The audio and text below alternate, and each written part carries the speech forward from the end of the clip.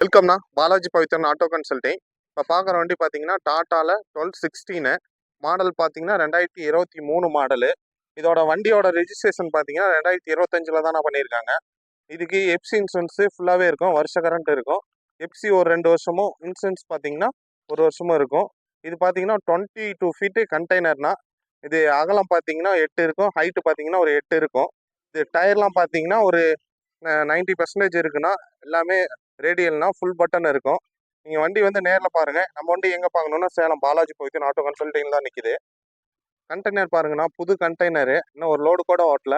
Kilometre பார்த்தீங்கன்னா 1800 தான் ஓடி இருக்கு. 2023 மாடலு, புது வண்டினா இது. இப்போ தான் ரிஜிஸ்ட்ரேஷனே பண்ணியிருக்காங்க. டயரை பாருங்கள், வண்டி தெளிவாக இருக்கும். இந்த வண்டி சேலம் பாலாஜி பவித்ரன் ஆட்டோ கன்சல்டிங் தான் நிற்கிது. இது லொக்கேஷன் பார்த்தீங்கன்னா சேலம் டு கோயம்புத்தூர் ரோட்டில் கந்தம்பட்டி ஆர்டி ஆஃபீஸ் பக்கத்தில் தான் நம்ம வண்டி நிற்கிது.